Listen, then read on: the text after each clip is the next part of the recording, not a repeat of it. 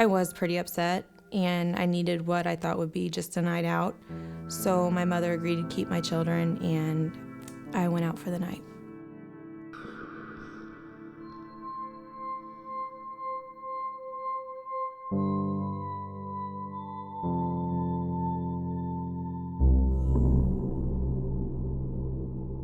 He seemed really nice, and he was an absolute gentleman.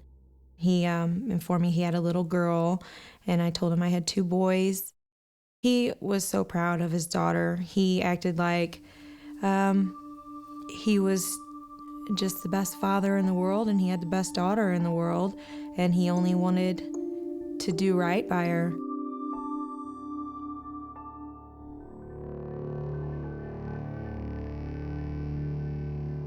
I mean, that's basically all we did, was we just drove around and listening to music and talking and having a good time, like young people do.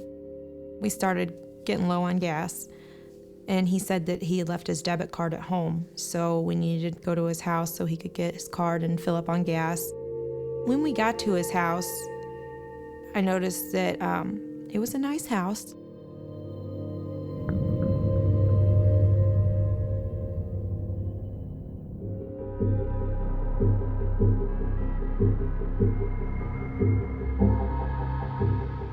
We were parked there for about 20 minutes. We had been talking, and he leaned over and kissed me. I was okay with that. But as he was kissing me, he started to unbutton my pants. So my instinct was to push him off me. When I did that, he jumped off of me and started apologizing. I told him that was okay. And then I told him that, I thought he was a nice guy, that I was okay with him kissing me, but I just wasn't that kind of girl. And to be honest, if that's all he wanted that night, then he should have picked someone different. In an instant, the guy that I had come to know that evening was gone. He looked at me, and just with these evil eyes, he said, "But I wanted you." Immediately after he said that, he jumped out of the driver's seat on top of me and pinned me down to the passenger seat and put his hand over my mouth and took my pants off and raped me. While he was raping me, he had his hand over my mouth, but then he felt the air coming in and out of my nose and decided to pinch my nose closed as well. So not only was I being raped and couldn't scream, I couldn't breathe. I tried as hard as I could to fight him. He had me pinned down in the seat. After the rape, he climbed off of me, and initially he started to actually apologize. He started saying, "Oh my gosh, I can't believe I did this." My first reaction was, I just have to live through this. I have to get through this, and if I can talk to him, and let him feel like everything is okay, and just get back to my car. That's all I need to do. So I proceeded to tell him, it's fine. It's okay. I was pleading with him to just take me back to my car and that I wouldn't go to the police. He wouldn't say anything for long periods of time, but then out of nowhere he would say, you're lying, bitch, you're gonna go to the cops." He drove probably 10, 15 minutes down the highway, and it was in the direction that we needed to be to go back to my car.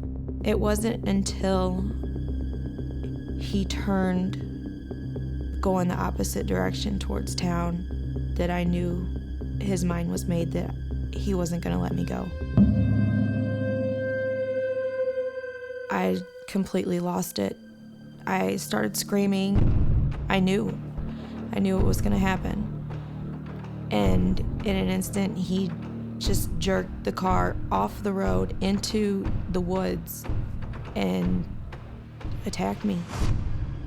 He didn't even say anything. He just put his hands around my throat and started squeezing.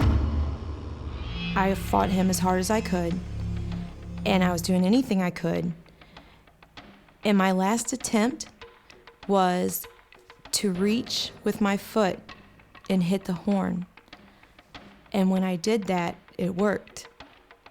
And he became just completely enraged. As soon as he heard that, he let go of my throat and just started with both fists beating my face. I never stopped fighting. Even though the only thing I had left to do was stare at him, I refused to close my eyes. And if he was gonna kill me, he had to look me in the face while he did it. While I had my eyes open,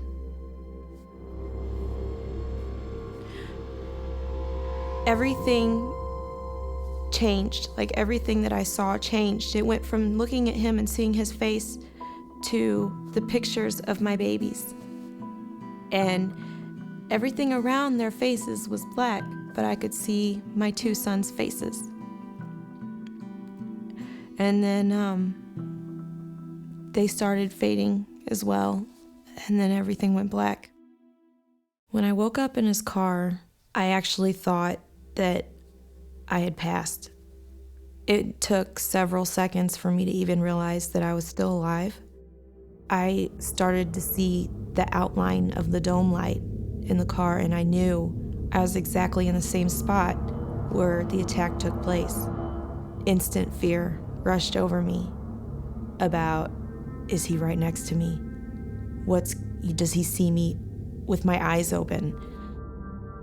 I felt with my hand for the door handle, and when I reached it, I just remember feeling that door handle in my hands and thinking, this is it. I've got to go, I've got to run. I opened up the door, and as soon as I did that, the dome light went on. And I just ran. I was tripping over limbs and just everything in my way. I was actually crawling at one point on all fours through the woods, just like an animal, until my hands felt pavement, and I knew then that I had reached the highway. It was a man, and he stopped, and he got out, and he let me in his truck. And I remember him saying to me, my God, girl, what happened to you? And all I kept saying was, he's gonna kill me. He's still out there, he's gonna kill me.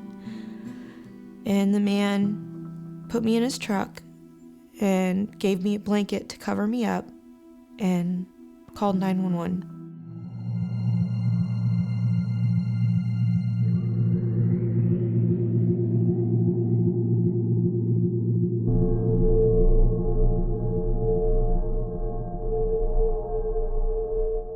He was found guilty on all charges and convicted to 3 consecutive life sentences and then a consecutive 15-year sentence after that.